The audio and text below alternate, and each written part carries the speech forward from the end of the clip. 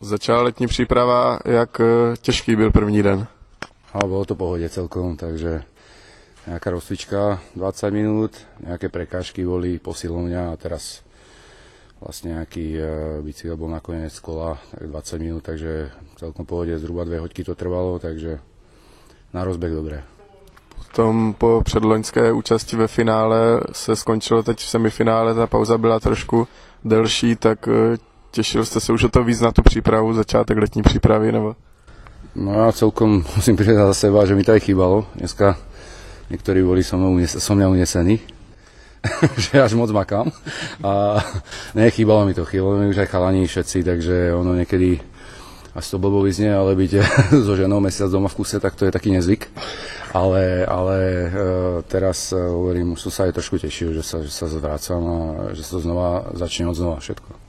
Těšil jste se i kvůli tomu, že ten zdravotní stav už je třeba lepší než v minulé sezóně, těch zápasů bylo určitě o hodně méně, než byste si přál. Tak ja už tú minulú sezónu chcem ísť za hlavu, lebo to bolo asi najhoršie, čo som zažil za celú kariéru a teraz hovorím, začína ďalší ročník, tak musím sa poriadne na to pripraviť, aby som sa dostal do takej formy, aspoň ako som prišiel prvý, druhý rok aspoň a ešte ukázal, že som ten hokej nezabudol hrať, no tak dúfam, že to vyjde a že budem dobre pripravený a všetky zranenia sa im budú vyhýbať. No. V letní přípravě vás čekají novinky, jednou je soustředění v Tatrách, druhou zařazení basketbalu do té letní přípravy, tak na co se budete víc těšit?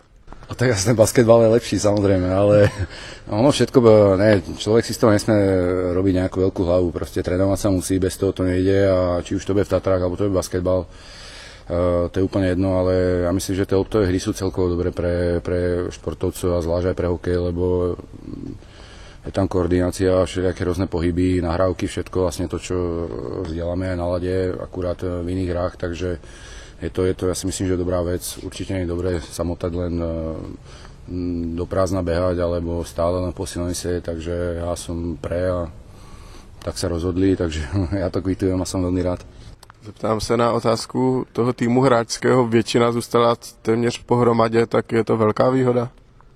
Tak za tie roky, čo som tu, sa nikdy nejak extra nemenilo. Pokiaľ to ústo klapalo, tak ja si myslím, že není ani nejak treba. Samozrejme v tých posledných zápasoch alebo v tých kolách play-off už je to aj o šťastí, aj o strelných góloch, aj o úplne maličkostiach, takže ja myslím, že špatná sezóna nebola, alebo že by niekto špatne hral, takže prečo to nejak extra meniť, nevidím ani ja v tom dôvod. Samozrejme je to hlavne otázka na vedenie, nie mňa, no, takže ja som len veľmi rád, že sme viac menej pokope a tí, čo prídu noví, tak si myslím, že zapadnú, lebo chalani sú tu dobrí, tak bude to OK. Sam máte z Komety stříbrnou a bronzovou medaili, teď přišli noví trenéři. Věříte stejně jako vedení, že by to mohlo ten krok se ještě polepšit, ten výsledek celkový? Tak ono tomu treba veriť, no ja si myslím, že už toto mužstvo alebo celkovo toto mesto si to zaslúži a bolo by to skvelé, no ja na to teda čakám asi a